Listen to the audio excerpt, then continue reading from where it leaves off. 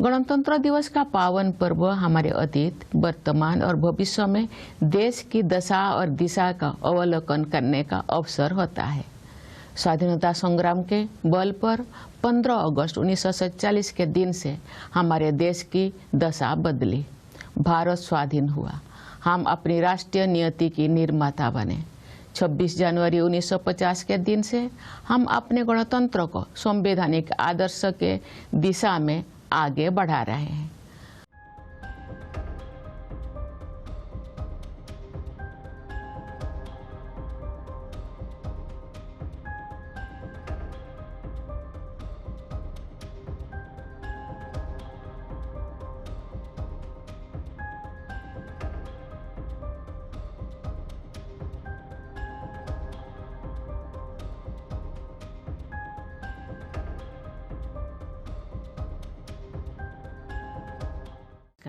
देश और विदेश में रहने वाले हम भारत के लोग उत्साह के साथ गणतंत्र दिवस का उत्सव मनाने जा रहे हैं।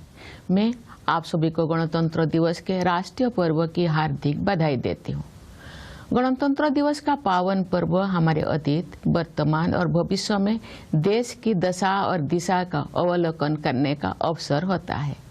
स्वाधीनता संग्राम के बल पर 15 अगस्त 1947 के दिन से हमारे देश की दशा बदली। भारत स्वाधीन हुआ। हम अपनी राष्ट्रीय नियति की निर्माता बने। 26 जनवरी 1950 के दिन से हम अपने गणतंत्र को संवैधानिक आदर्श के दिशा में आगे बढ़ा रहे हैं। उसी दिन हमने अपने संविधान को पूरी तरह से लागू किया। लोकतंत्र की जननी भारत भूमि उपनिवेश के विधि विधान से मुक्त हुई और हमारा लोकतंत्रात्मक गणराज्य अस्तित्व में आया। हमारा संविधान विश्व इतिहास में आज तक के सबसे बड़े गणराज्यों का आधार ग्रंथ है। हमारे संविधान में निहित न्याय, स्वतंत्रता, समता और बंधुत्व के आदर्श हमारे गणतंत्र को परिभाषित करते हैं। संविधान निर्माताओं ने राष्ट्रीयता की भावना तथा देश की एकता को संवैधानिक प्रावधानों का सुदृढ़ आधार प्रदान किया है। लौह पुरुष सरदार वल्लभ भाई पटेल ने हमारे राष्ट्र का एकीकरण किया।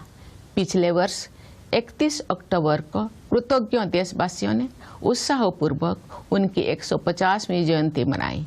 उनकी 150वीं जयंती के पावन अवसर से जुड़े स्मरण उत्सव मनाए जा रहे हैं।